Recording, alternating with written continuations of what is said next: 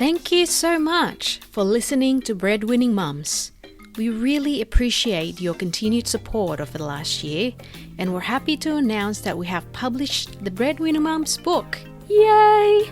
This book is based on the conversations from the Breadwinning Mums Season 1 episodes. It highlights the candid journeys of each mums, as well as a golden nugget of wisdom from their life's lessons. Now is the perfect time to give the gift of the Breadwinning Mums book to the special mums in your life or to yourself. No matter where you are in life, I'm sure the practical tips within the Breadwinning Mums book will help you take your lives just a little bit further. Limited copies available, so order yours now at breadwinningmums.com. That's breadwinningmums.com.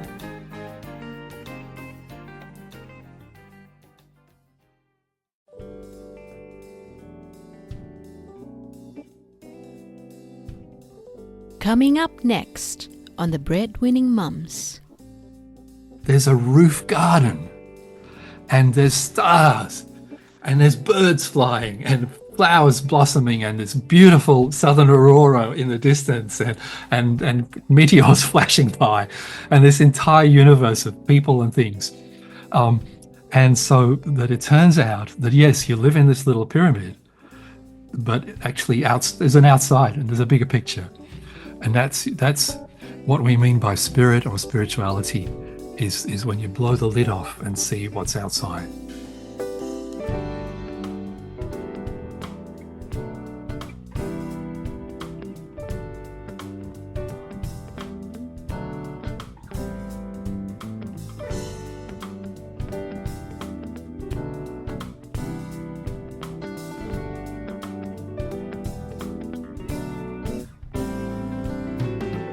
Hello, everyone, and welcome to the Breadwinning Mums podcast. This is a place where we debunk the myths of working mums, cheer each other on, and show the world that you can be a mum and still pursue excellence in your chosen area of expertise. Today, we continue our conversation with Steve Biddulph, Australian author, activist, and psychologist with a number of influential best-selling books and lectures worldwide on parenting and kids education. We delve deeper about his latest book, Wild Creature Mind: How to Tap into Our Right Brain Hemisphere to Get a Better, Deeper Understanding of Our Experiences and Perspectives, and how to help our children trust their own wild creature minds. I know you'll enjoy this episode with Steve Biddulph.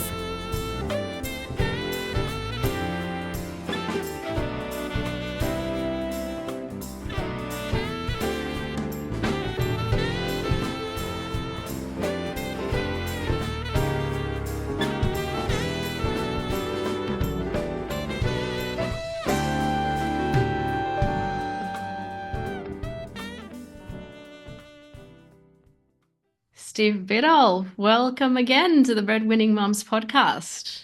Hello, Jane, and great to be talking to all your listeners and have a chance to really explore some useful things with you today. Yes, thank you so much for coming back. I know that we have a wide range of conversations last time around, but this time I'd really like to delve really deep into your latest book, Wild Creature Mind. Oh, great. That fantastic. Perfect. So, Steve, let's just start with the book first. Can you talk a little bit about Wild Creature Mind? Yes, and the idea behind it, more importantly, and this is the second in a couple of books that I've written since I've sort of been on about parenting for nearly 50 years, but now I'm moving on a bit more to mental health as far as it affects everybody, adults as well as kids, and so this applies to any age group, and so there was something coming through in the neuroscience in the findings, and it matched what I was experiencing as a therapist working with people in tough places, and there's a story which is from the earlier book called Fully Human that I think illustrates this really, really well, Jane. And it was a patient of mine who had been a young mum and she'd been in a car park in a train station, in a suburban train station, middle of the day, and a young man had shouted out to her across the car park like he needed help with something, or he just wanted to, she couldn't quite hear what he was saying. And she was actually a doctor, a trained doctor, and a mother as well. And her she sort of thought, oh, he wants something. He's, and he's a well-dressed, neat-looking young man. She went to go towards him to try and hear what he was calling for, because often we're trained and have this thing of, we want to help people and be helpful, especially women are conditioned with this.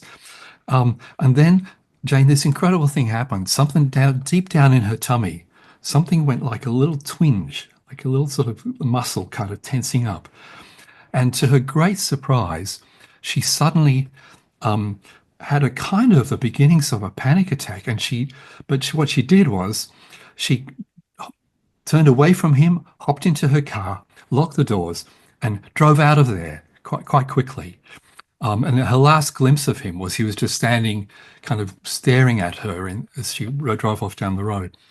Now, she didn't think much else of it during the day, apart from like, what's wrong with me? Gee, what's wrong with me? What happened there? But that night on the television news, the first top story was woman assaulted by knife-bearing man in car park in this suburb.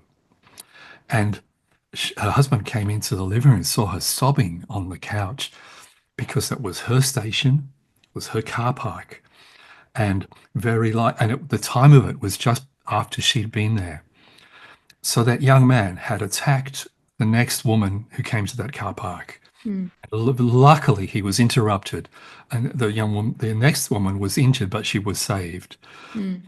So my patient had survived and almost being possibly killed. And the way she'd survived it, and it was confusing to her because that's why she came in, several years later for therapy, was confusing to her what had happened. And I was very able to tell her, well, your instincts told you something. Somehow, something in you knew that there was something wrong with that young man, that you weren't safe. And you listened to that, and it may have saved your life. Good on you, good on you for listening. And so this kind of thing is now much better understood. People used to use words like intuition and instincts and things like that. But what we know now is that the right hemisphere of the brain works very differently to the left. The left kind of thinks, oh no, this is happening. Maybe I should do this. It's good, but it's it seems from the smile on your face, it's very plodding. It plods along, it gets there. Sometimes life is too quick for that. And so the right brain does a lot of massive computation. It's not as originally thought at the emotional side. It's actually like a supercomputer. It wires into the hippocampus, which is our lifetime memories. It wires into our body and picks up all the senses. And if something isn't right, it gives us a flashing red lights. And we can unpack this much more as we go along for how to use this in everyday life. But basically, those flashing red lights are not actual lights. What they are is that things happen down here in your tummy, in your heart, in your throat. That's your wild creature mind, the same as it would be in a tiger or a seabird or any other living creature. It speaks through the body. And so we're finding incredible mental health benefits in helping people to get back in touch with this part of them, a whole side of their brain, which we've been mostly ignoring, and is an incredible resource for anxiety, for mental health. And so I got very excited about this because we have massive problems with mental health. And it's primary school now, even, and every age group. And the methods that psychologists use, Jane, were not succeeding. I mean, the reason we have an epidemic of anxiety, for example, is because we're not able, people go to 3 or 4 psychologists and they don't get really helped. And that was something that really concerned me because it's hard enough to get to a psychologist. It's not easy to take that step. It's expensive. And when you get there, you should get real help. And luckily, around the world, my colleagues now are moving towards, instead of what was done for 20, 30 years with the cognitive approach, thinking it through, trying to talk people out of their feelings.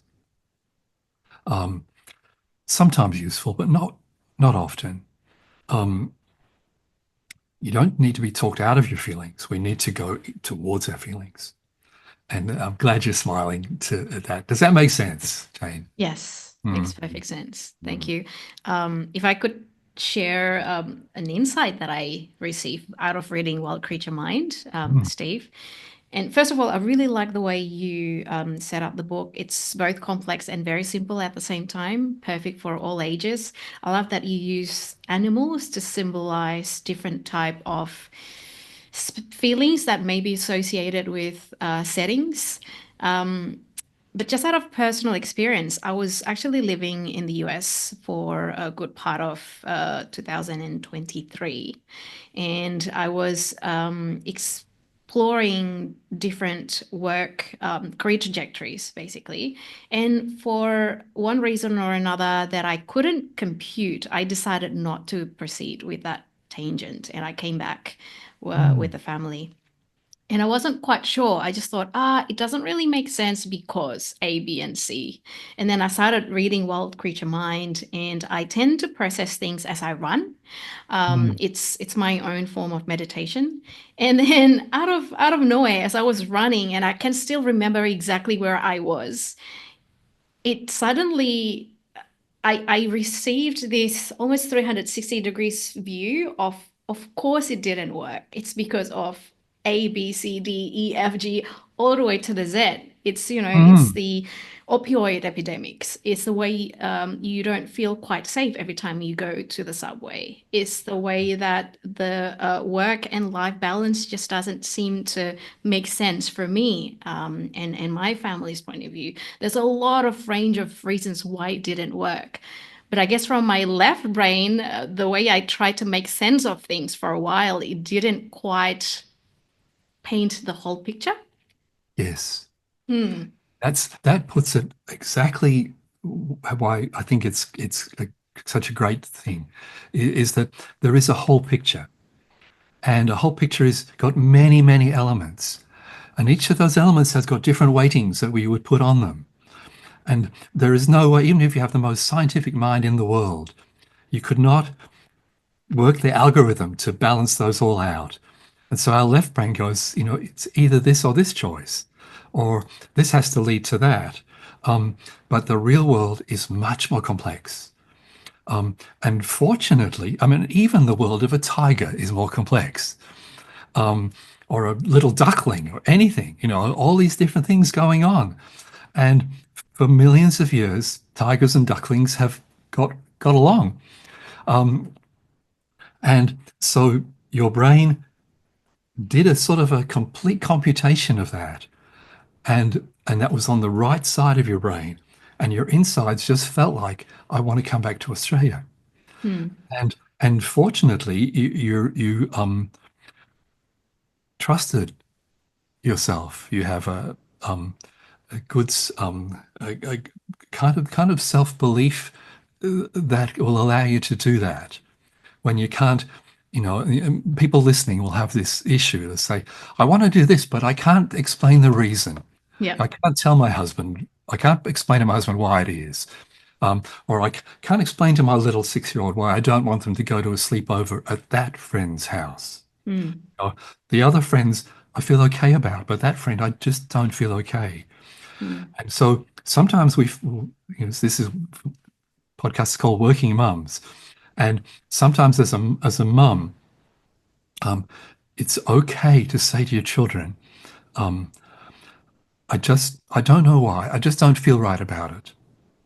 Now they will be cross with that, like darn, but what'll happen is when they're, say it was a daughter, and she gets older and she's 19 and she goes with her friends to travel around Europe or something. And the friends had had a lot to drink one night and they're getting into a car with some boys. And your friend is just about to get in the car and she says to the other friends, I think actually I don't feel right about this. I think I'll just go back to the hotel. I'm pretty tired. And one of her other friends will say, actually, I am too. And that might save her life because she has learnt this from her mum. You know, if I don't feel right, I just say so. No drama, And um, so it's a simple thing and it really, really matters. And it's, huge, you're here in Australia. Your life took a different direction. And everything in me is saying, good choice. Um, I'm yeah. having this conversation with you and you help me make sense of things. So thank you, Mm, Steve. But it was quite a bit of I wouldn't say a struggle, but there was self-doubt that persisted for a yeah. while because I couldn't quite explain it with my left brain. But so Yes. yeah, thank you. Yeah. A follow-up question, Steve, would be how would you distinguish between tapping into your right brain, the wild creature mind, and just having been stuck because you had a post-traumatic stress over a significant problem or significant event? Yes. Yes. So to find out when trauma is guiding your choices and affecting them, and for sure, and in the book, there's a story of a man that illustrates this really, really well. And his name is James, and he's an ambulance driver, paramedic. And his situation is that he has massive anxiety. And we can talk later about how to work with anxiety in people generally. But in his case, it's off the scale. And it's at the point where he's either his career is over, possibly his marriage could be over as well. And so he's seeing a psychologist. And luckily, this psychologist is a woman. She's a bit older than him. And he's just a young dad, but she might be in her early 50s. And she's very, very solid. It would make sense to people. She's kind of very settled, no nonsense kind of person. And he feels safe with her. And so she's been teaching him a few ways to deal with anxiety as it comes up, but knowing that this is not the nub of the matter. And so in about their third session, he says, "Look, yeah, I'm I'm getting back to sleep, and I'm doing things that are working, but I'm, but." And she says, oh, that's great, but how are you? How are you right now? How are you?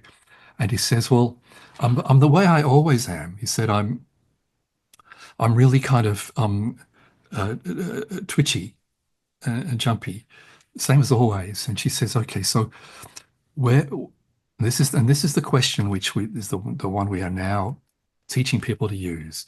She says, where in your body does it live? Where do you feel twitchy? And he says, oh, it's down in my tummy. It's like my stomach's just kind of clenching and churning. And so she says to him this interesting thing, can you make that feeling welcome? Can you sort of let it be there? And this is where our wild creature idea kind of comes in. It's like a wild creature inside you. You have to make it welcome. And he tunes into it and she says, that's good. What's it doing now?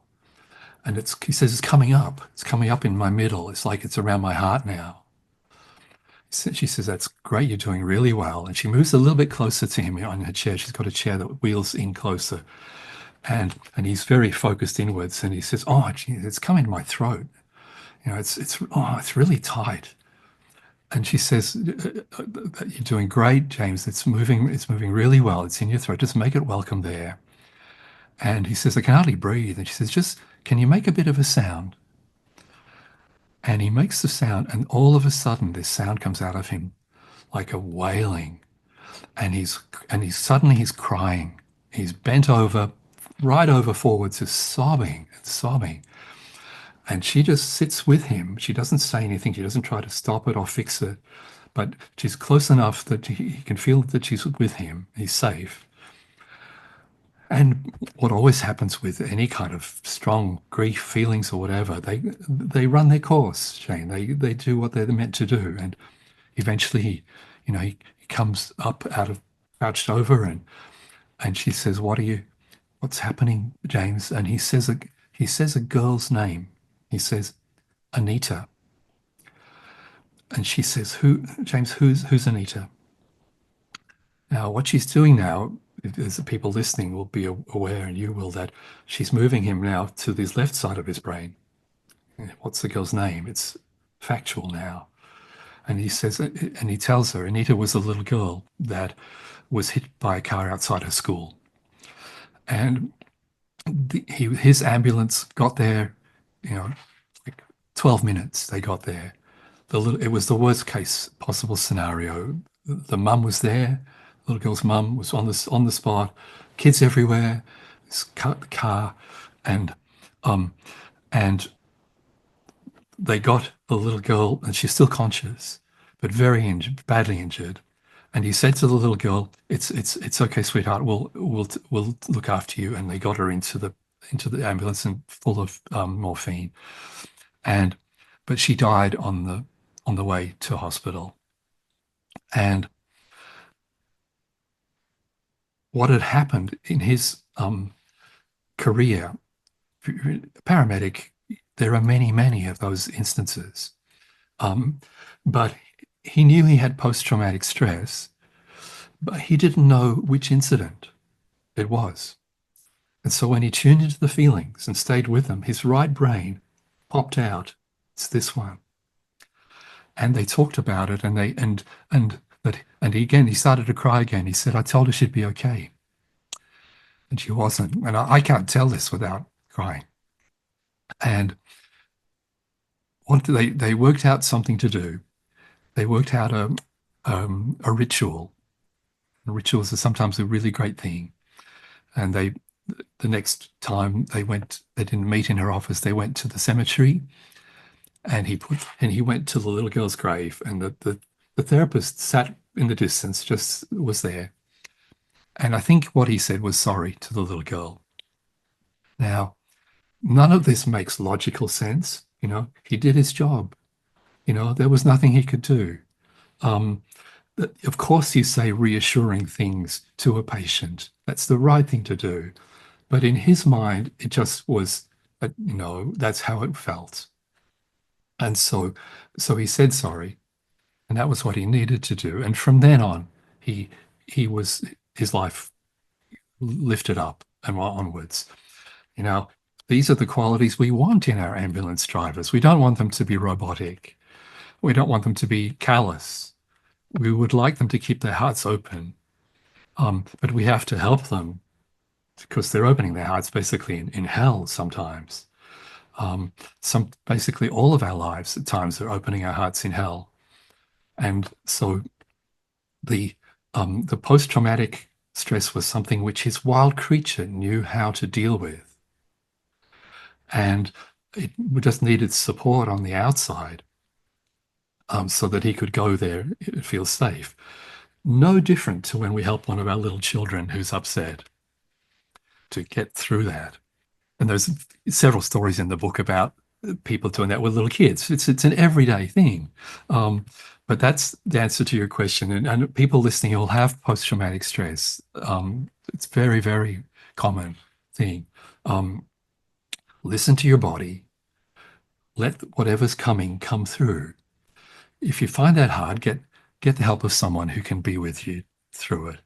And all they need is to be patient and kind, and to not discount your feelings, but to allow them.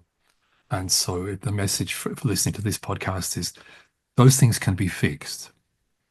And the upset feelings in you are trying to fix you.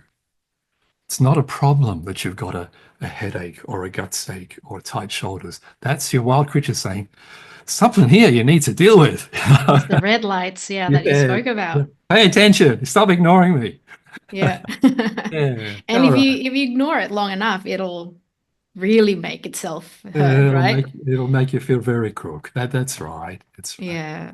Yeah. Um, I have a question, but maybe before I ask you this question, I should probably share a background story. So I was having a personal challenge, and someone who was very close to me prayed over me. And Mm. when they prayed over me, I could see this black um, thread coming up from, it was from my gut, my tummy, and Mm. then it sort of floated up, up Mm. and up, and it sort of got stuck in my throat Mm. before it finally released itself up on top of my head.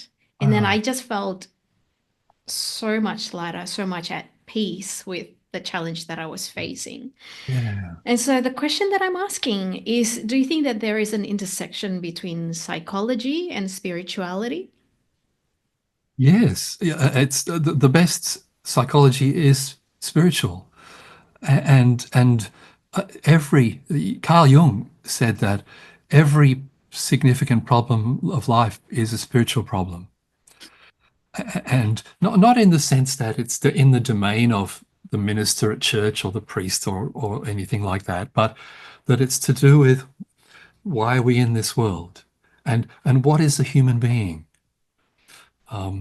Because the society around us tells us that, and the man who did the neuroscience behind wild creature things, Ian McGilchrist, is a fantastic neuroscientist. And he said, we've been conditioned to see ourselves as these little kind of machines. We may be a flesh and blood machine, but we've taught we're still a machine. Put food in, you get money, you do things, and that we're separate. That's the pivotal thing, that we're tied up in a little bag of skin. Now, that's not what spirituality teaches. Spirituality teaches that we're connected, that the children on the other side of the world are our children too, and that the trees and the plants are our brothers and sisters, and that our own insides are attuned to the world. And when I talk to little kids about this, it's like a mobile phone. It's like your wild creature. It's got its ears wide open to the whole universe, can feel what's coming, and it's on the network. And so I've lost my track now, but that was the yes, yes. It's and so what you experienced with that thread was a combination of the caring and the person talking to you. She was tuning herself into to God, Mm, or to the cosmic forces of that hold everything together, mm, and she was also tuning into you. And like a radio, when you bring it into tune, it goes from crackle crackle to suddenly there's beautiful clear music. mm, You're right on the channel.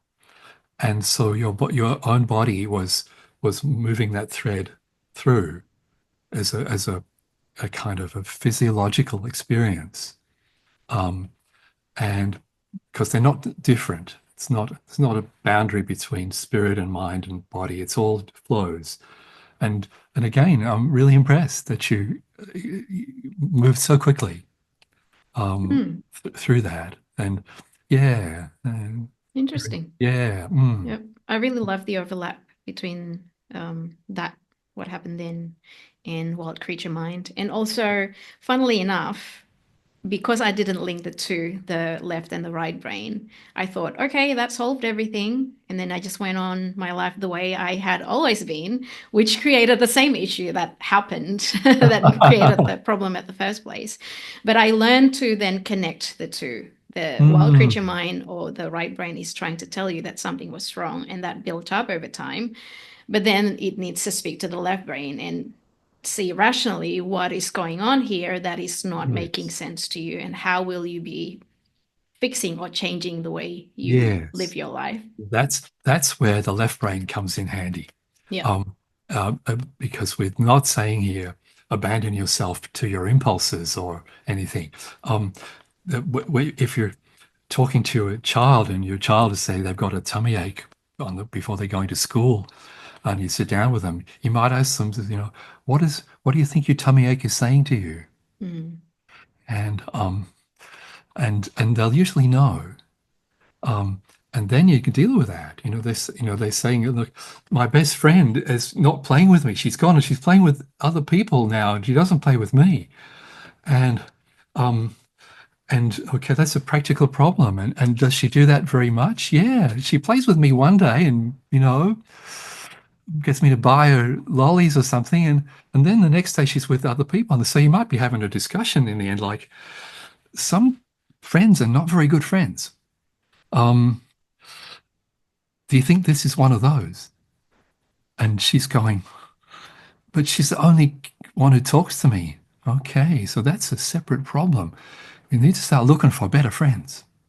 Mm. So you're a really nice kid, and you're kind, and you're funny, and you'd be a good friend. And she's probably crying and quite upset by this. But in the left brain, putting in the message, stay away from bad Yep. friends. Harm, basically. Yes, and so Yeah. both hemispheres come to bear.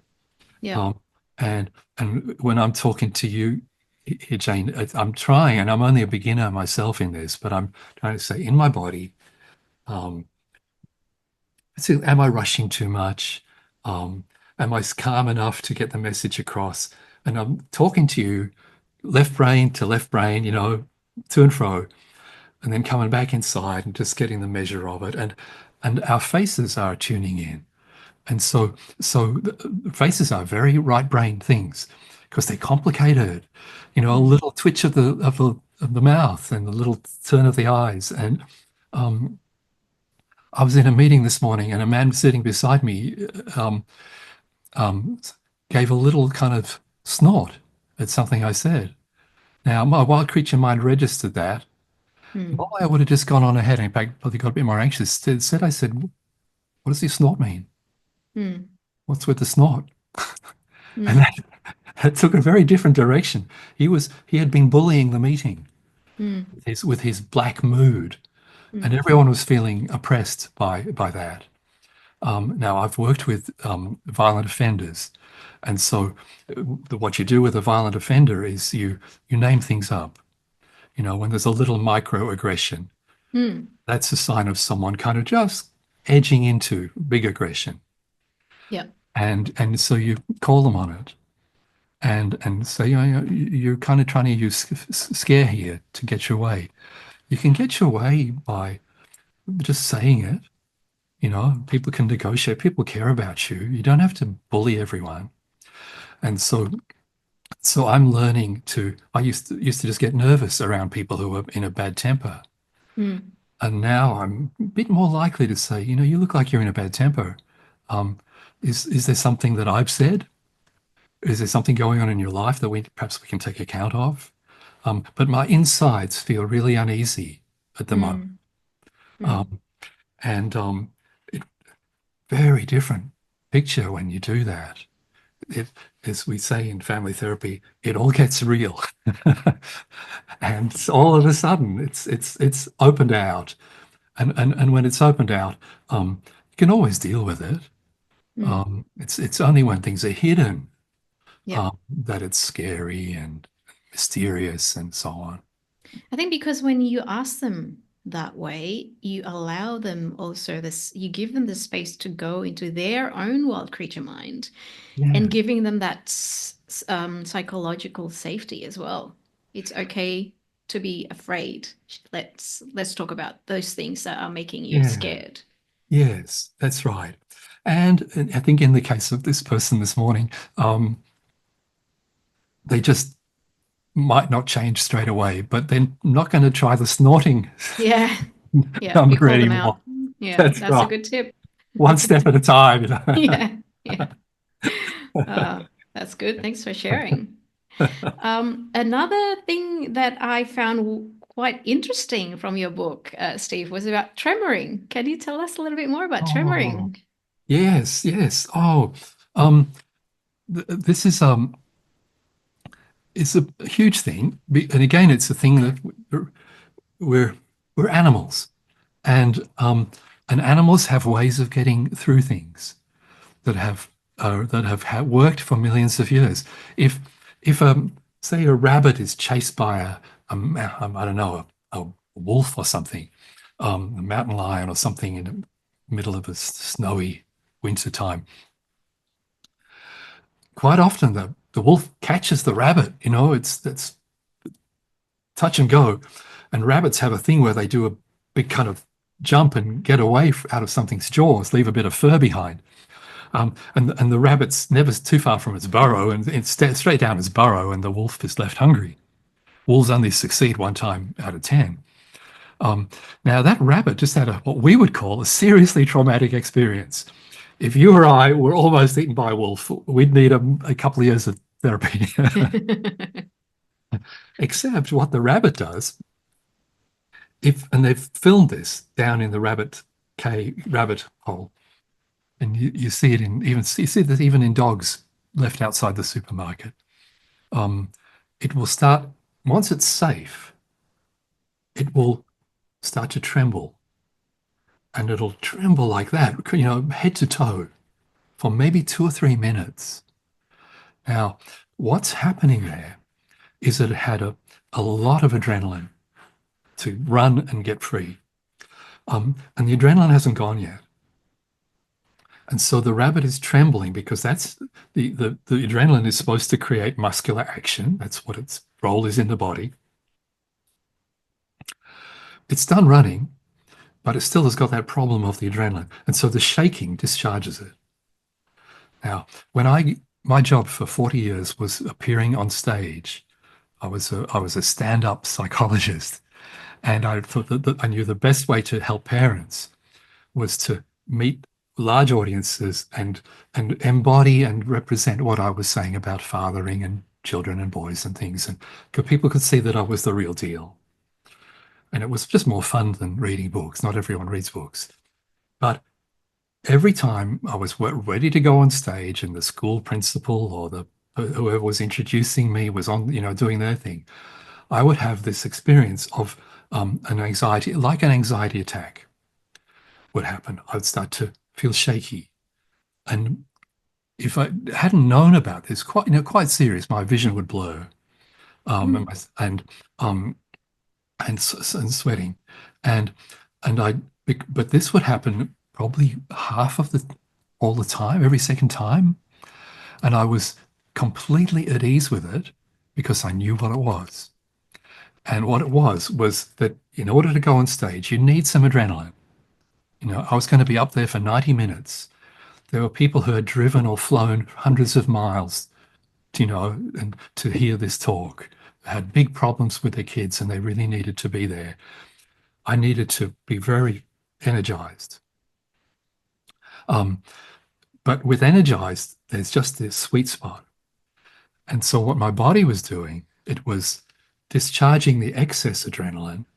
And so that when I did go on stage, I was really strong and solid. And now many people listening to the podcast, or the children of people who are watching or listening to this, and hi to you all, will have this happen. They get the trembles, get the shakes. And what we've always taught and assumed about it is like that's nerves. I'm being impacted negatively by anxiety, or I'm not up to it. I'm not up to the job. And even like when a policeman comes away from or a surgeon done a complicated surgery, and they come out and sit down and they get the shakes afterwards, they think, this is getting to me. It's not that at all. And Richmond Heath, who is a physiotherapist who helped me to write this chapter, he's a physiotherapist and he works with the body, and he teaches tremoring as a thing to do, and he also says we have to completely reframe this. If you're trembling after you've come through an experience, that is what's supposed to happen. and it's your body going to reset and down regulating itself to normal again.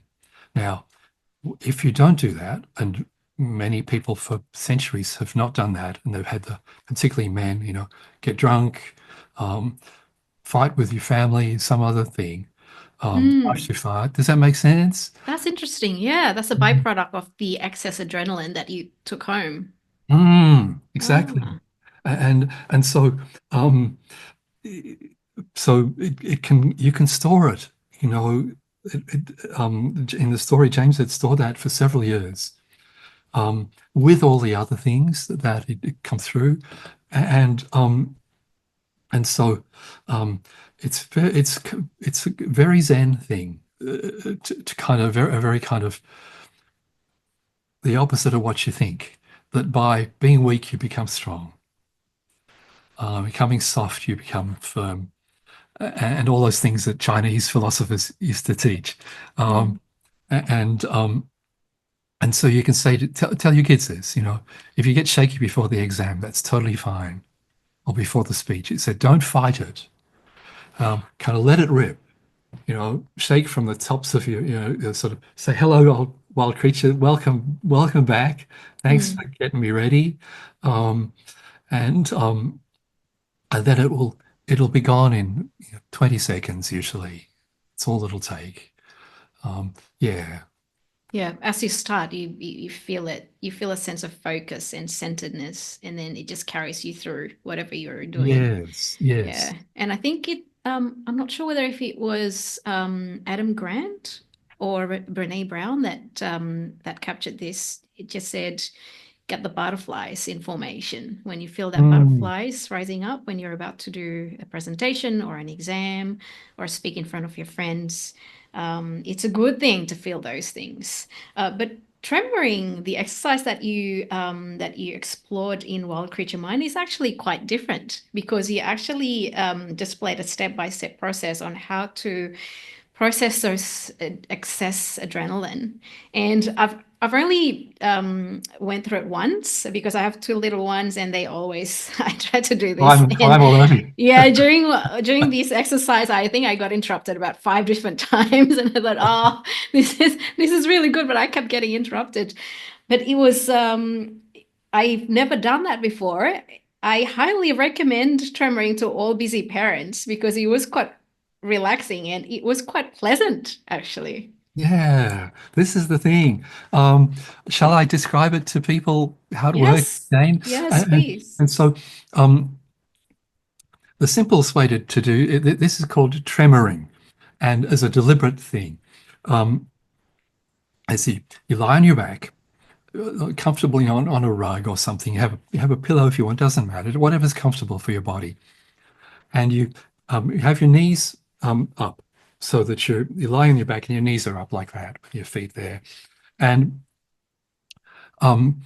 then you sort of open your knees a little bit so that they're kind of opening outwards, and there's different ways. You can start at the bottom or start at the top, but you put them in different degrees of openness. Now, that's a slightly unnatural position, because it takes muscular effort to hold the knees like that. And so what'll happen is, and it's called, technically, it's what's called a stress position. And what'll happen is that the muscles will, and anyone who does yoga or anything like that will have this all the time. The muscles start to vibrate, because you're holding them in a position that they can't hold.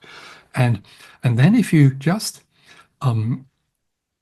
allow the rest of your body to be kind of joined with that, what'll happen is the vibration will come into your whole body. And so your tummy will start to vibrate and your arms will vibrate. And so you're lying on your back, kind of shimmering like that. And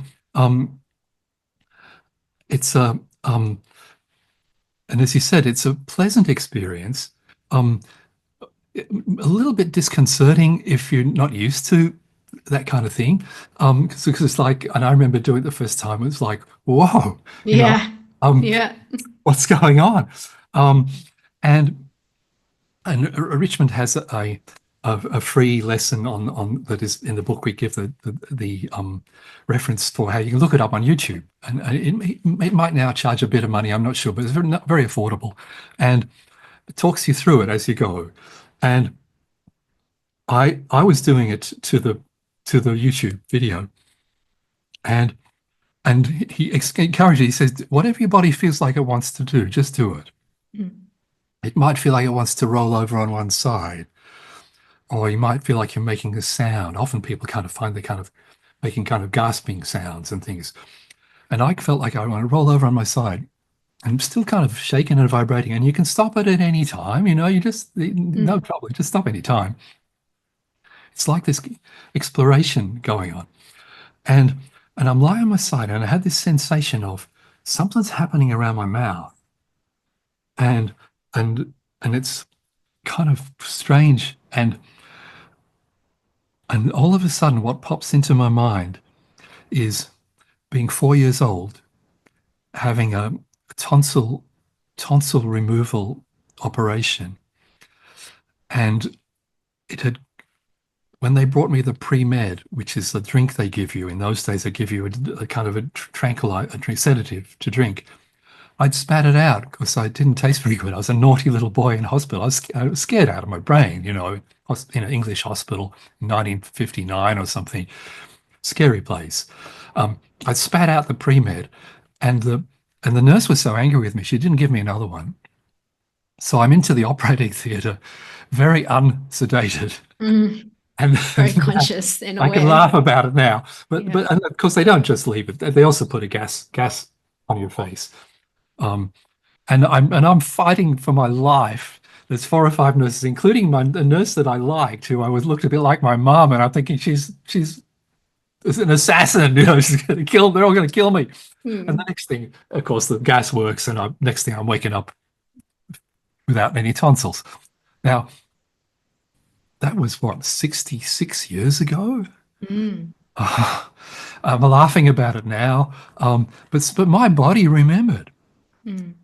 And doing the tremoring, there was a little bit of the fear still Mm. somewhere in my body. And this exercise brought it to the fore. Mm. And so some of the people watching and listening have had rough things happen, and so luckily your body will only bring things to the fore when your body feels like you're ready.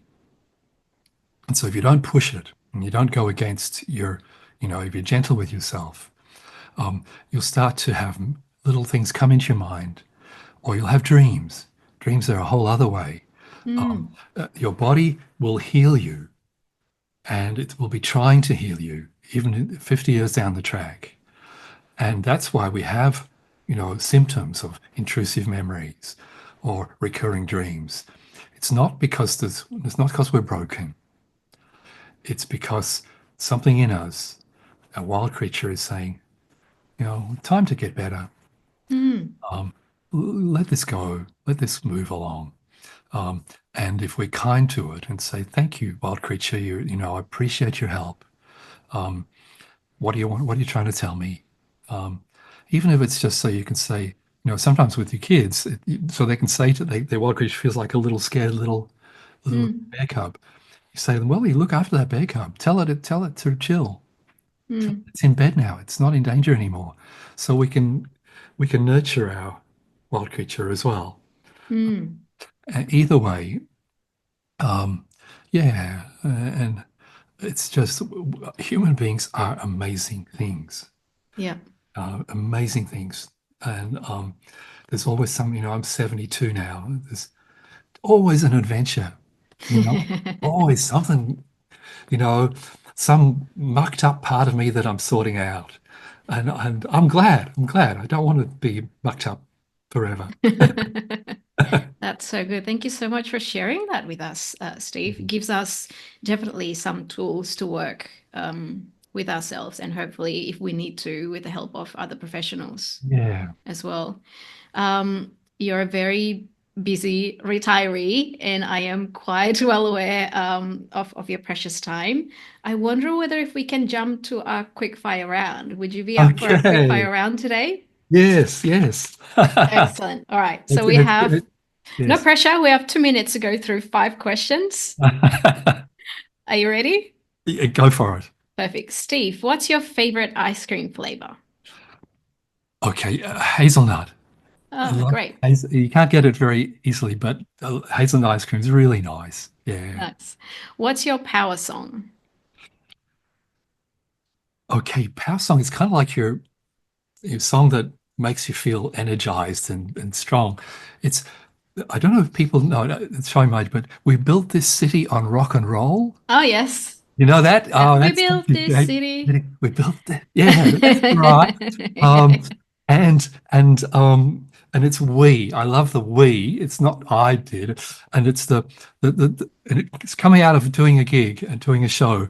And same as with you today. There's this feeling of we did it. You know, we Yeah, built this. yeah. We built this city. I And love it. yeah, that's the one. Nice. In one word, how would your children describe you? Oh, gee. Um, You'd have to ask them, but Yeah. um, I, my guess would probably bumbling, Okay. because yeah, yep, that's the Okay. yes. Why do you do what you do? Write books and do psychology and things like that, and and climate change and things. It's because it lines me up. It lines up my connection with the world that I feel. It seems to make sense. It seems like the logical thing to do. You know, anxiety is the one of the biggest problems in the world. That's the one that's probably more important than a lot of other things. Um, in my heart, it feels right. Um, so I feel like I feel loving towards the people that I'm helping, and a warmth to people that flows to and fro. Um, and it's fun, Jane. My body is energized by it. It's more fun than making money, more fun than administering, insurance company or something. For goodness sake, yeah, what could be more fun than this? Um, and yeah, yeah, that's what it lights me up. Awesome. Yeah, awesome. And last question is, what do you want to be remembered for? Now this is I'm going to turn this one right on its head, Jane. So brace yourself. If you're listening to this driving a car, slow down so you don't freak out. I don't want to be remembered. And because I think if that's what you have in mind, um, it's an ego thing. I'm going to be remembered for this. And then everything you do has that kind of poison running through it. Yeah. Um, how great am I? And that makes, if you're doing how great am I, that makes other people feel less. Or you just end up looking stupid. Think of, Mm, don't go too far on this, but just think of all the people in the world who's got how great am I written mm, across their mm. forehead in neon lights. We're all bumbling. And and so when I let go of that, I've long forgotten, but that the ideas and the values of these messages um, saves the world because people in their hearts feel that's right, that's true. I knew that. I really knew that deep down, and now I can trust myself with that. And that they've never heard of this guy with a funny surname ever before, but the idea took root, and that would be the complete joy for me. Yeah. Wow. Thank you, Steve. Thank you for sharing your wisdom. That was amazing. And thank you for sharing yours. Um, just wanted to say thank you again for Wild Creature Mind, for always continuing to share your knowledge, your insights, and your wisdom. There was this one conversation that you had with a podcaster, and I wish I had it with me, but you might remember it. It's when you were trying to explain to him possibly similar to what we were talking about just then, the meaning of life, that we have 4 different levels of our internal home. But when you go out, when you go up to the 4th level, you realize that there's a skylight. And when you open up that skylight, you realize that there's a whole different world out there. And I don't want to paraphrase this, so I wonder whether if you can talk about this again, if you wouldn't mind. And I think one of the key secret to your success is the ability, and you've mentioned a lot of times that you try to keep things simple, and you're such a humble person, but it's so hard to keep things simple. It's much harder, and it's much easier to keep things complicated. But if you are able to explain that to us again, that would be so great. Yeah, of course. And yeah, this was in the other book, which came before, which was called Fully Human. And it's a bit of a more challenging book because it covers so many areas. And I wrote it during the pandemic, and I had nobody to talk to, so I was pouring everything in. But it's a way of seeing ourselves, that we, as a 4-story mansion, and so our body is the ground floor. And it does all the interesting things we've been talking about with sensing and guiding us. So it's not a simple floor by any means. And then you come up one level, and out of our body arises emotions that we have. And you know you're having emotions because your body is getting hot, or it's starting to cry, or things like that. And then there's our thinking, our intellect, which is very useful for doing our tax and getting the groceries and doing first aid, and very useful. And and usually people think, okay, that's it, head and heart and a bit of other stuff. And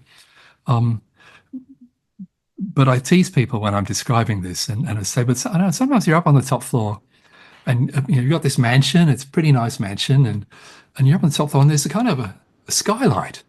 No, it's not a skylight, like a manhole, like a manhole thing there. You think, oh, wonder where that goes.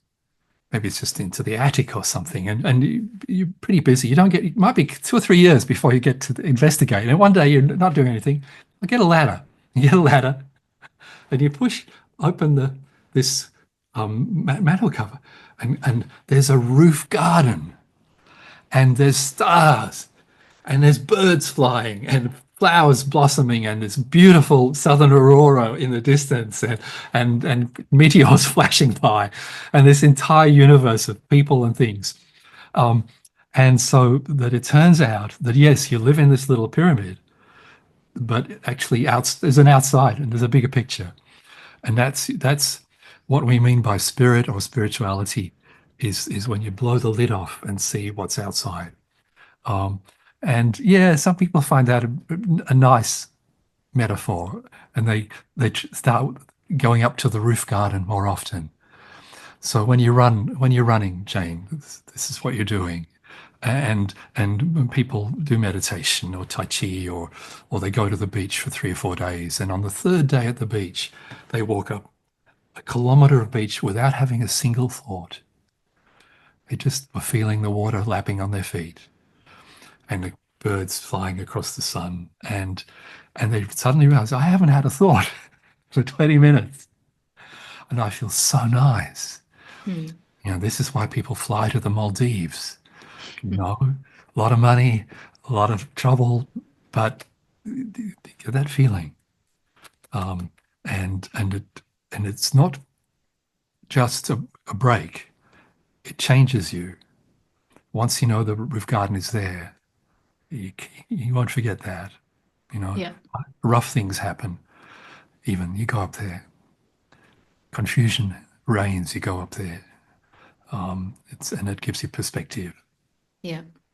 I was I was running this trail half marathon actually, and it was a drizzling day, and I think I must have been running for about 3 hours ish, or close to 2.5, and there wasn't anyone where I was running, and I just felt that sense of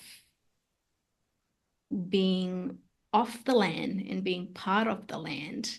And it was Yeah. just so surreal. I stretched out my hand, and it might sound really cheesy, but I was talking to whatever the spirit was there, but I was part of that Yeah. land for that Yeah. brief moment. Yeah. I think this is why you're so good at doing the podcasts, Shane. You're very open, Hmm. and you have a sharp intellect, but you don't stop with that. And you use the intellect to go into new places and and new experiences. And the state that you describe, that's what Indigenous people describe feeling all the time. Hmm. When if you go on country with Indigenous people in Australia, they go very quiet. And it's not that they're tuned out, it's like they're so tuned in. Yep. Um, and that's how you live in the landscape safely and also joyfully. Um, there was a famous writer about the Arctic and about the Inuit people, and he said their way of being in the world is categorically different to us. He said they wear the landscape like a cloak, and they're not doing things to the landscape, and you're not even in it in the same sense. They wear it. Yep. And we struggle to find the words to, but most people will know the feeling. You know, when Hmm. you've been at your most happy and joyful, you know, dancing, making love. When it's gone really, that's always what it's like. Is you lose all your boundaries, Hmm. and it's a very and we need that. Human beings need to have ecstasy and melding with the natural world to be able, you know, to be fully alive and then everything works better. You Hmm. know, you're better at everything you do because you've got that force with you. Hmm. Yeah. Thank you, Steve. Yeah. And I think the one thing that we can all take away as working parents who are sometimes too busy juggling work, too busy juggling life, and kids, it's that metaphor that you use about your life, that you are this leaf, but you're part of a bigger tree, and that one Yeah. day that leaf will fall. We don't know when that would be, but the tree will still be there for centuries, Yeah. generations Yeah. to come. And if Yeah. we can just all reflect as a working parent to just take a moment, it could be life could be about our career at one stage, could be about our family at one stage, but in the end, we're part of this huge tree, and the tree will continue Continue. on. Yes. And part of that, which only just came to mind then, was that the tree will feed you while you know, you're being fed all the time by the world around you and sustaining you and caring for you. You know, air to breathe and food to eat and people to smile at you and so lean into that. Mm, Don't buy the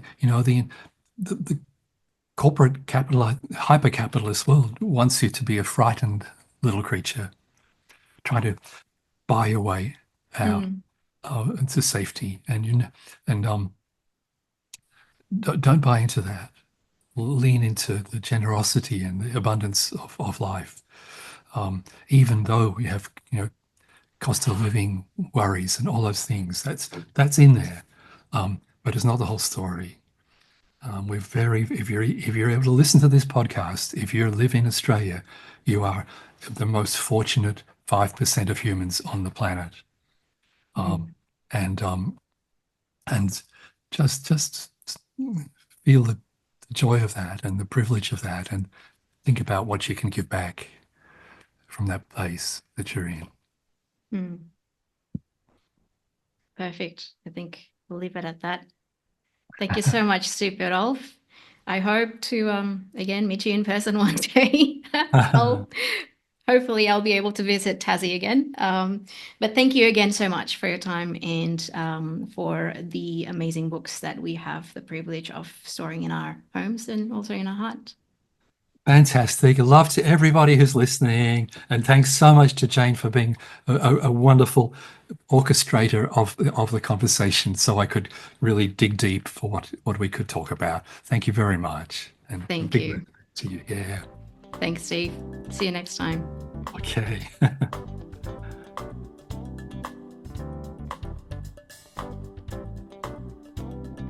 This episode of the Breadwinning Mums was produced by me, Jane Lim, and our theme music was produced by Sam McNally.